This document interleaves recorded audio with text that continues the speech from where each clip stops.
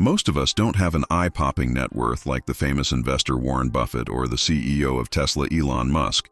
Just because you're not that wealthy doesn't mean it's pointless to know your personal net worth. In fact, it can be a pretty helpful tool that many people fail to utilize. Knowing how much money you have is beneficial because you can keep track of your progress and see improvements over time. It's also nice to know how yours stacks up to your peers, not for the sake of competition, but just to know how you're doing. Compared to the average person. These are the average net worths by age from the Federal Reserve Board Survey of Consumer Finances, so you can see how yours compares. Watch to the end to see the best ways to increase your net worth so you can easily surpass the average person.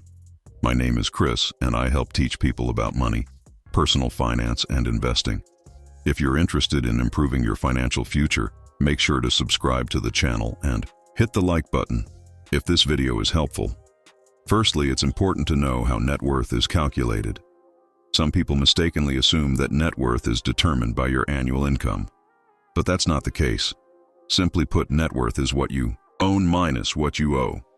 The assets that you own would primarily be your home, cars, and anything else that has any value. Things like bank accounts, investments, your gold watch, and diamond jewelry.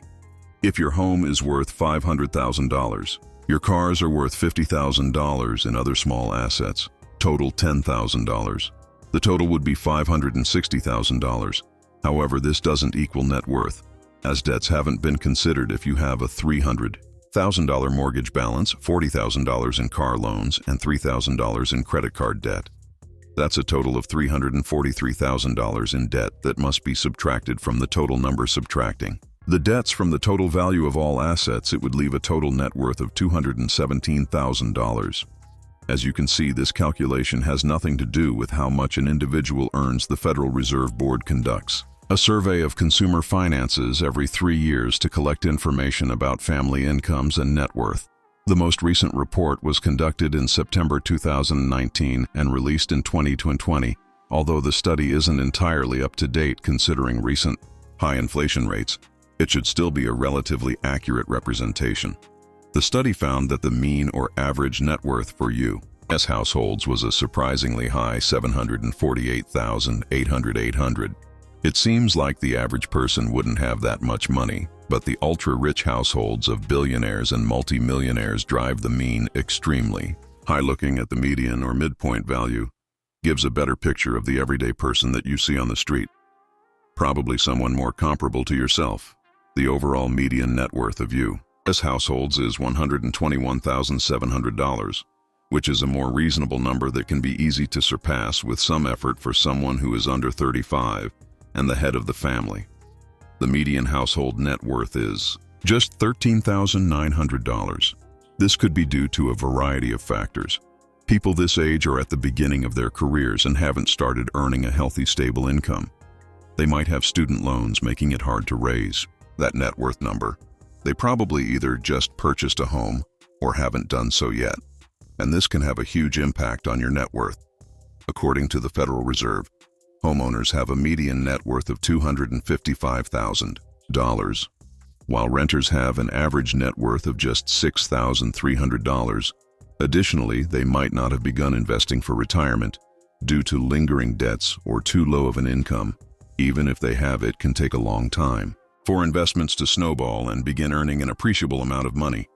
People in the age group of 35 to 44 have a median net worth of $91,300.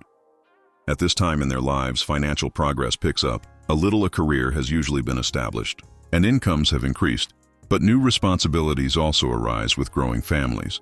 The purchase of a home has probably aided in this net worth growth, as they are paying their mortgage down and owning an appreciating asset instead of renting. Or living with family. Retirement accounts have hopefully been established and are being added to on a regular basis, but many people haven't begun to think about retirement yet. If they do so at all, the 45 to 54 age group sees steady growth to $168,600. While there aren't always as many life changes from the previous age group, some households are beginning to see kids move out, which may or may not aid in the family budget. These aged families are usually in a similarly priced home as they were previously. Aside from the occasional upgrade to accommodate a growing family, still many fail to begin planning for their future.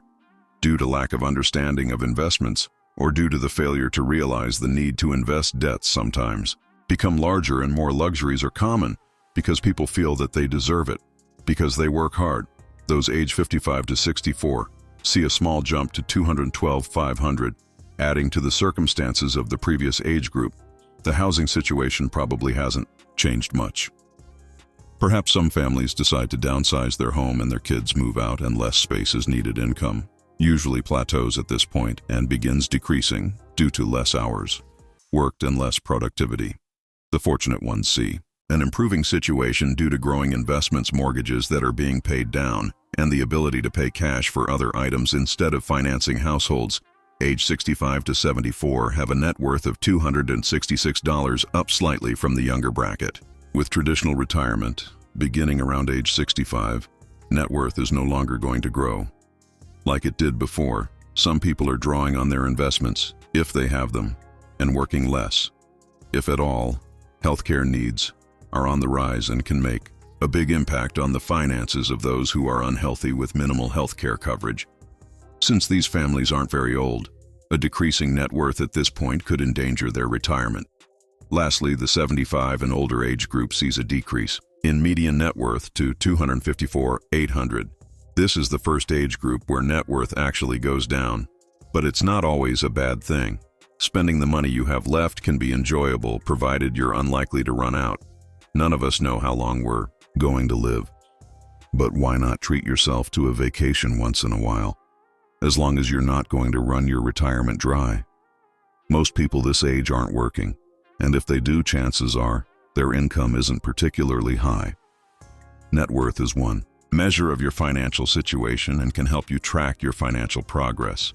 It can be useful to keep track of your net worth, but doesn't really tell you when you'll be financially independent.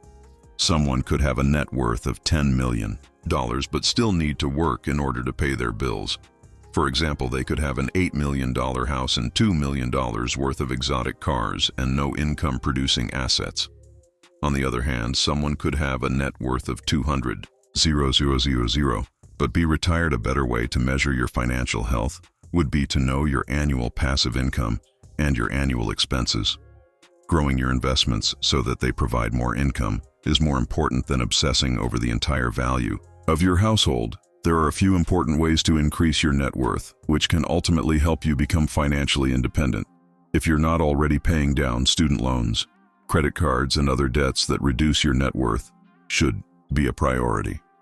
This means you won't have to pay interest to lenders, and your income will be freed up for other things. Secondly, invest money into appreciating assets like real estate businesses or stocks and other investments that provide compounded returns. This way, your investments accelerate and snowball over time. Finding ways to decrease your expenses is another powerful way to become wealthier, and there are many huge ways to save that you might not have thought of. Additionally, increase your income not just at your 9-to-5 or main job. Create other sources of income from side gigs that can be directed towards becoming wealthier. Lastly, be patient and know that it takes time to get ahead. But if you follow these steps, building wealth is inevitable.